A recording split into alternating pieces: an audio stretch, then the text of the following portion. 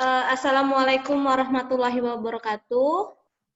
Waalaikumsalam warahmatullahi wabarakatuh. Apa kabar anak-anak? Halo. Alhamdulillah. Alhamdulillah. Alhamdulillah baik, Ma. Alhamdulillah. Oke. Berhubung minggu depan kita ada ujian mid semester, jadi dan hari ini di psikologi seni budaya kalian UH.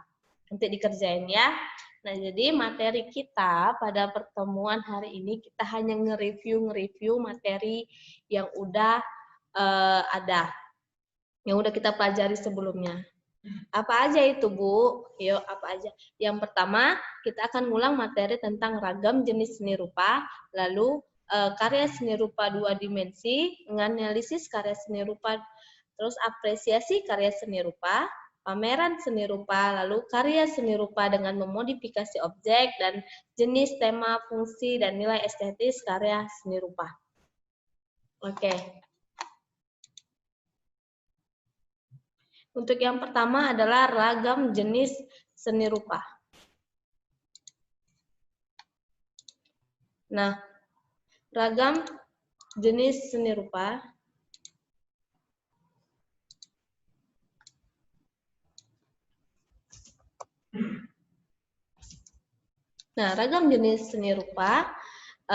berdasarkan jenisnya terbagi dua. Apa? Seni rupa 2 dimensi dan seni rupa 3 dimensi. Sedangkan berdasarkan fungsinya ada seni rupa murni dan seni rupa terapan. Masih ingat kan? Ingat nggak? Lalu, sedangkan berdasarkan perwujudannya ada seni rupa statis dan seni rupa dinamis. Lalu, berdasarkan masa atau waktunya ada seni rupa tradisional, seni rupa modern, dan seni rupa kontemporer. Nah, ini adalah karya seni rupa berdasarkan jenis, fungsi, perwujudan, masa, dan waktu. Nah, berdasarkan jenis tadi ada dua dimensi dan ada 3 dimensi. Nah, apa sih 2 dimensi dan 3 dimensi? Nah, jadi kalau 2 dimensi itu adalah salah satu karya seni rupa yang hanya terbentuk dari 2 macam unsur, yaitu panjang dan lebar. Nah, sedangkan karya 3 dimensi, karya seni yang memiliki 3 unsur. Apa aja? Panjang, lebar, dan tinggi, serta volume. Nah, lihat ya, jelas ya? Oke, ini contoh karya seni rupa 2 dimensi. Yang pertama, ada lukisan, ada brosur, ada foto, ada poster, dan ada gambar ilustrasi. Nah, karya seni rupa 2 dimensi hanya bisa dipandang dalam satu arah. Paham? Jelas? Jelas. Jelas. Oke, lanjut ya. Lalu ada contoh karya seni rupa 3 dimensi. Ada patung, miniatur, gerabah, kemasan, dan monumen. Ya. Nah, tadi dilihat dari jenisnya. Sedangkan dilihat dari fungsinya, ada seni rupa murni dan ada seni rupa terapan. Nah, murni itu adalah salah satu bentuk dari seni yang dibuat untuk dinikmati nilai estetikanya saja tanpa diperhatikan nilai gunanya.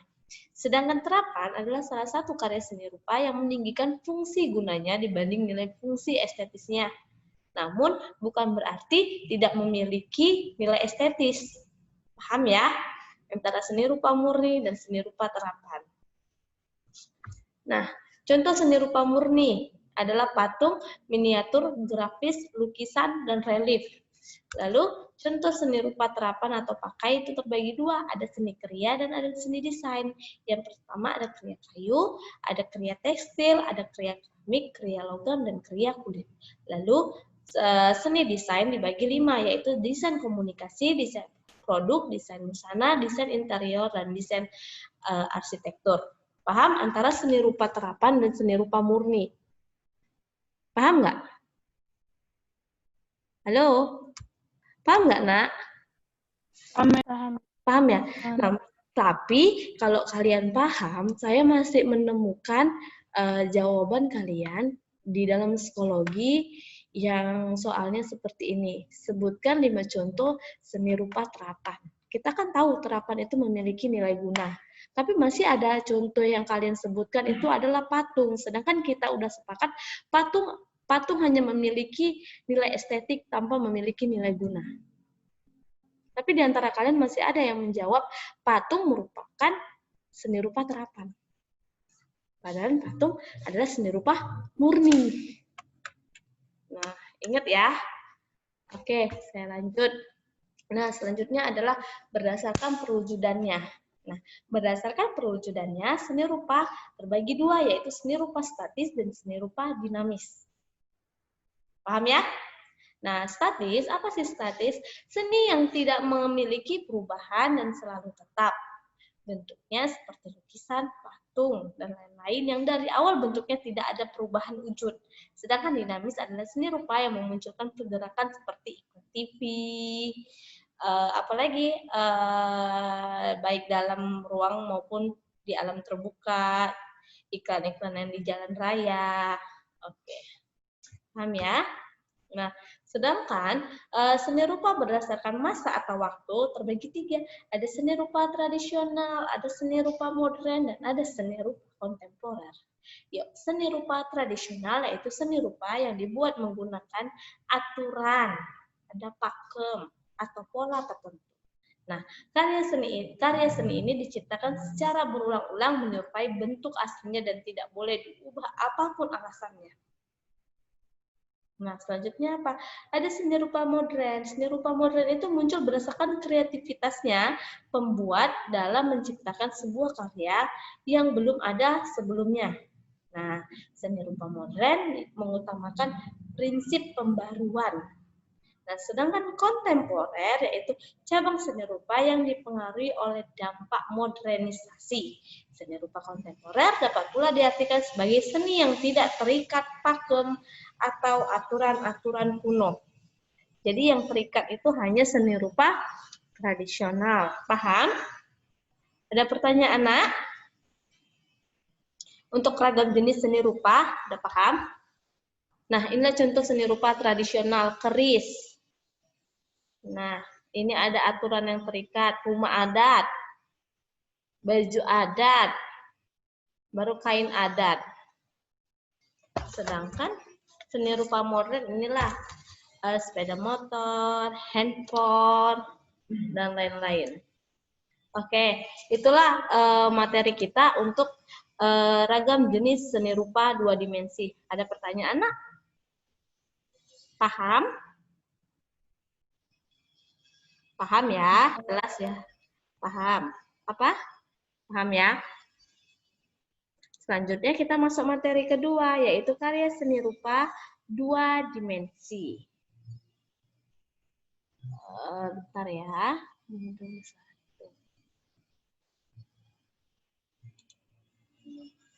Nah, karya seni rupa dua dimensi. Nampak slide-nya kan? Nampak slide-nya, Nak? Nampak ya. Jadi karya seni rupa dua dimensi. Oke. Nah, tujuan pembelajarannya kemarin mendeskripsikan karya seni rupa dua dimensi, memahami konsep, unsur, teknik, dan prinsip karya seni rupa, lalu menjelaskan warna pada karya seni rupa. Oke, materi yang pertama apa karya seni rupa dua dimensi? Tadi sudah saya jelaskan ya, saya lanjut ya. Teknik berkarya seni rupa dua dimensi. Yang pertama ada linier. Ini udah saya jelaskan ya. Ada blok, menutup gambar dengan satu warna. Lalu ada arsir, seperti ini contoh gambarnya. Lalu ada dusel, yang menggunakan jari. Nah, inilah keempat teknik dalam berkarya seni rupa. Kita lanjut ya. Selanjutnya ada teknik pointillis yang menggunakan titik-titik dalam menggambar. Lalu ada akuarel. Ini pelakat, ini akuarel. Jelas ya contoh gambarnya ya. Nah, prinsip seni rupa dua dimensi. Prinsip seni rupa. Lalu aspek-aspek prinsip seni rupa itu ada 6. Ada kesatuan, keseimbangan, irama, penekanan, proporsi, dan keselarasan. Nah, ini kesatuan, contohnya, ini keseimbangan, terlihat bahwasannya buku yang sedang dibawanya memiliki bobot yang berat. Lalu irama terlihat warnanya berulang-ulang, berirama. Lalu ada prinsip penekanan. Nah, perhatikan gambarnya, ada yang tebal, ada yang kecil, ada yang sedang namun tebal. Nah, lalu apa lagi? Ada proporsi. Ini contoh lukisan proporsi yang memiliki prinsip proporsi, lalu adanya keselarasan. Nah, jadi aspek-aspek prinsip seni rupa ada 6, yaitu kesatuan, keseimbangan, irama, penekanan, proporsi, dan keselarasan. Kalau mau tahu tentang penjelasannya nanti agak-agak dibaca sedikit lagi modul yang saya berikan kemarin. Lalu selanjutnya adalah warna. Ada warna primer. Warna primer ada 3, yaitu merah, kuning, dan biru. Paham? Selanjutnya ada warna sekunder. Nah, warna sekunder adalah gabungan dari 2 warna primer menghasilkan warna sekunder. Contoh, merah dan kuning menghasilkan warna orange, lalu kuning dan biru menghasilkan warna hijau, lalu biru dan merah menghasilkan warna ungu. Jadi orange, hijau, ungu merupakan hasil dari warna sekunder. Paham ya? Selanjutnya adalah warna tersier. Nah, warna tersier itu apa? Adalah warna primer digabungin hasil dari warna sekunder, yaitu merah campur hijau jadinya coklat kemerahan, lalu kuning campur ungu jadinya coklat kekuningan, lalu biru campur orange jadinya coklat kebiruan, abu-abu ya. Lalu ada warna analogus. Nah, ini sering kalian perhatikan, warna analogus adalah warna yang bergantian. Tengoklah. Di sini terlihat ada biru, ungu, violet. Ini warna yang berdekatan. Oke, ada pertanyaan untuk karya seni rupa. Ada pertanyaan untuk karya seni rupa 2 dimensi, nak? Sebelum saya lanjut.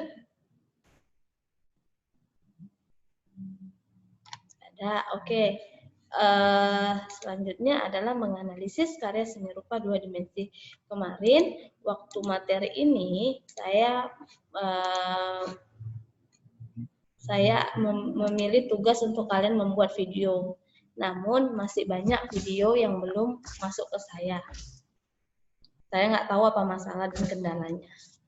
Nah, menganalisis konsep, unsur, prinsip, bahan, dan teknik dalam berkarya seni rupa 2 dimensi.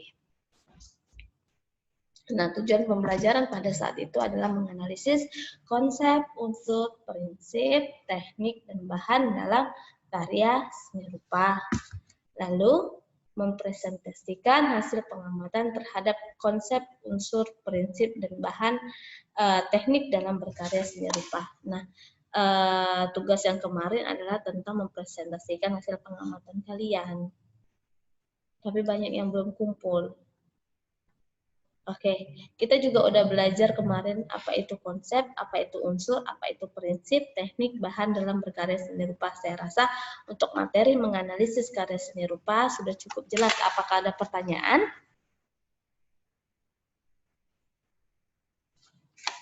Apakah ada pertanyaan, nak?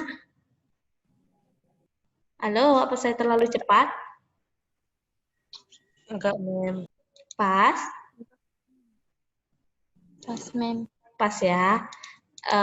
Oke, ini saya lewatin ya, karena ini kan hanya bagaimana cara menganalisis saya kemarin. Ya. Oke, kita lanjut materinya adalah apresiasi karya seni rupa. Saya terlalu cepat nggak, nak?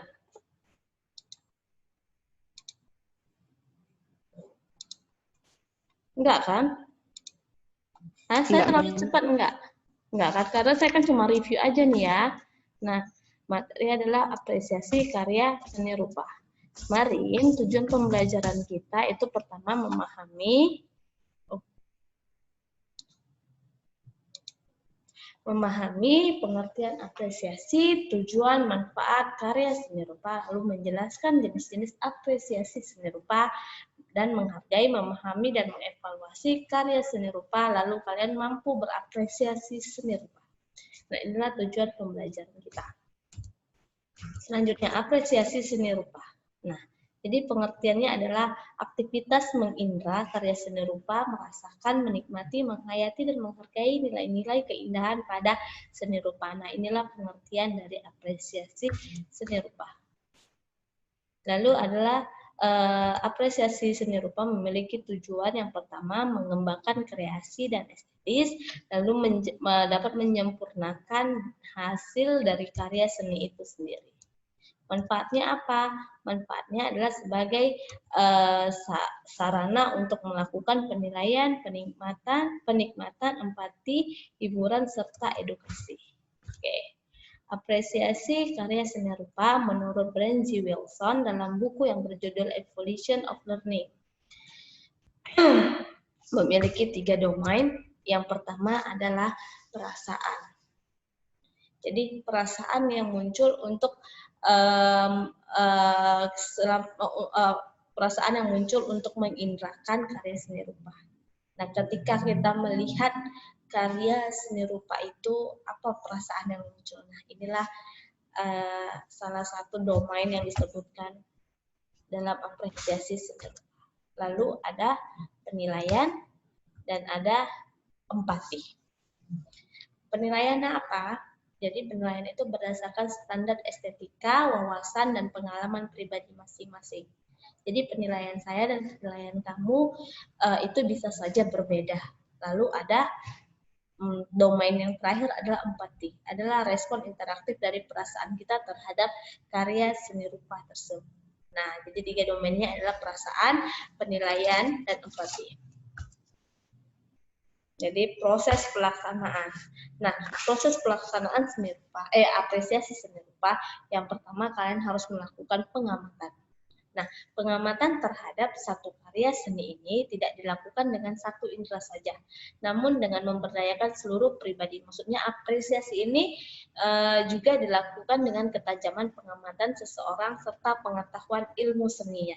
Nah, jadi ilmu seni juga harus dimiliki oleh seorang apresiator karya seni rupa. Lalu ada fisiologis. Nah, aktivitas fisiologis ini adalah tindakan nyata dalam melakukan suatu pengamatan. Lalu ada psikologis. Jadi aktivitas psikologis merupakan persepsi dengan evaluasi yang kemudian dapat menimbulkan suatu interpretasi imajinatif sebagai pendorong kreativitas. Lalu ada penghayatan. Aktivitas penghayatan dapat dilakukan dengan mengamati suatu objek karya seni secara mendalam. Lalu adanya penghargaan. Aktivitas penghargaan merupakan suatu evaluasi terhadap objek dengan menyampaikan saran atau kritikan. Nah, inilah merupakan proses dari pelaksanaan apresiasi. Nah, apresiasi itu dibagi ke dalam 2 tipe. Ada apresiasi pasif. Apa apresiasi pasif? Apresiasi pasif yaitu apresiator dari jenis apresiasi ini adalah orang yang masih awam dengan seni, namun memiliki minat yang tinggi terhadap karya seni itu sendiri. Sedangkan apresiasi aktif adalah apresiasi yang dilakukan muncul setelah seseorang itu menilai karya seni. Nah, inilah apresiasi pasif dan apresiasi aktif. Saya mau tanya nih, untuk orang yang melakukan apresiatif disebut apa? Orang yang melakukan apresiasi, Apresiator, Mem. Apresiator. Oke, jadi di sini apresiator adalah orangnya ya. Oke. Nah, faktor penilaian terhadap karya seni. Nah, faktor penilaian terhadap karya seni juga dapat terpengaruh dari status sosial yang berbeda, tingkat intelektual yang berbeda, serta tingkat pemahaman dan penilaian seseorang itu yang bermacam-macam. Nah, jadi faktor-faktor mengapa penilaian kita berbeda ditentukan oleh beberapa faktor.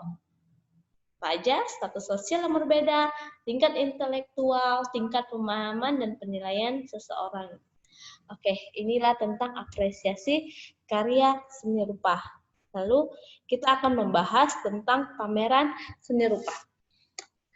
Sebelumnya ada pertanyaan?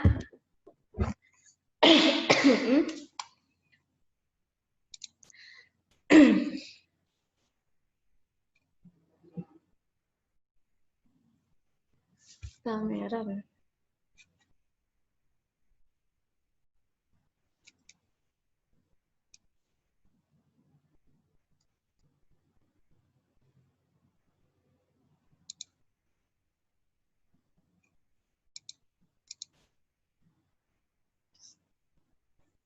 Oke,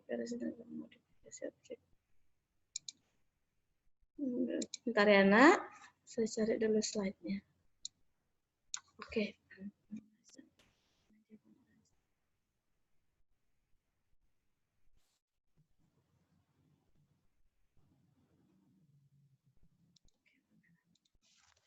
Nah, selanjutnya kita akan membahas tentang pameran seni rupa. Udah terlihat slide-nya, Nak?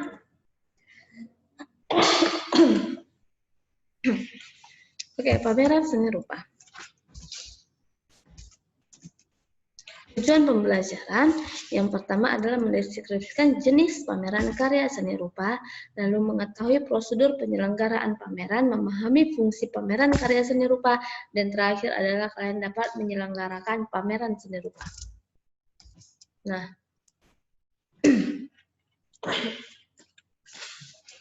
pameran. Nah, jadi pameran adalah kegiatan yang dilakukan untuk menyampaikan ide atau gagasan rupa kepada publik melalui media karya seninya. Melalui kegiatan ini diharapkan terjadi komunikasi antara rupa yang diwakili oleh karya seninya dengan apresiator. Inilah tentang pameran, pengertian dari pameran. Nah, fungsi pameran. Nah, pertama ada sebagai sarana edukasi. Nah, yang pertama ada sarana edukasi di mana pameran ini dapat mendidik siswa akan pentingnya sebuah pengalaman batin yang berguna untuk menyeimbangkan kegiatan akal dan pikiran manusia. Lalu ada sarana apresiasi dan sarana prestasi, lalu sarana rekreasi. Nah, inilah fungsi dari pameran. Bisa diperhatikan ya. Sebentar ya, Nak.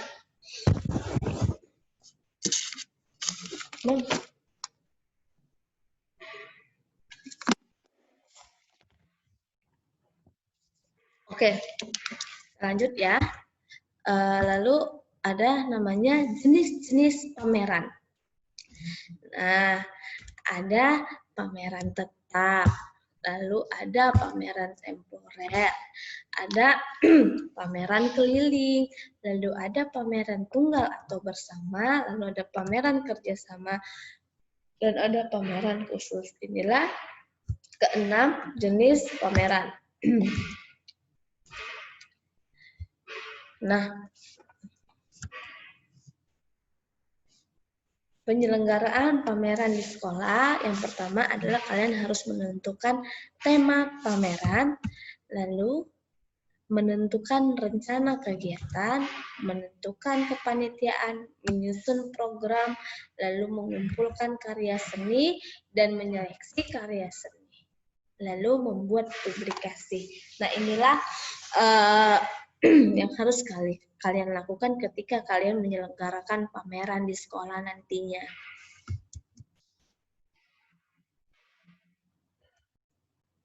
Nah, fungsi pameran di sekolah yang pertama dapat meningkatkan apresiasi seni, lalu dapat membangkitkan motivasi berkarya seni, lalu menyegarkan dari kejenuhan belajar di kelas, berkarya visual lewat karya seni, dan kalian juga dapat belajar berorganisasi. Nah, inilah fungsi pameran di sekolah. Nah, inilah contoh-contoh kegiatan pameran dari gedung Galeri Nasional Indonesia. Oke.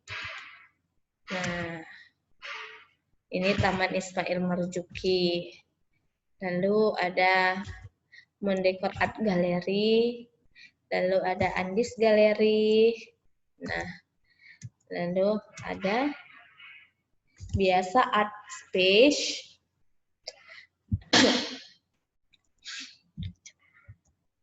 Ada Marcio Fine Art habis ya, Art Gallery. Nah, inilah contoh-contoh ruangan atau lokasi untuk untuk pameran seni rupa.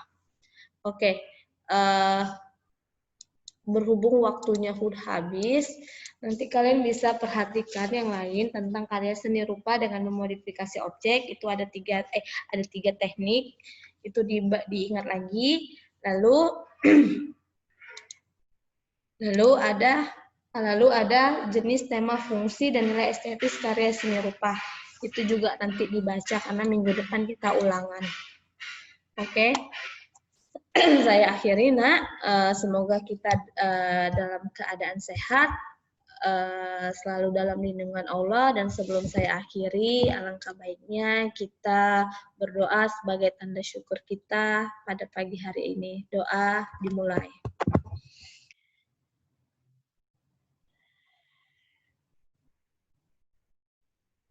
Oke, doa selesai. Diperbolehkan untuk meninggalkan Zoom pada pagi hari ini. Terima kasih. Assalamualaikum warahmatullahi wabarakatuh. Waalaikumsalam warahmatullahi wabarakatuh. Waalaikumsalam warahmatullahi wabarakatuh.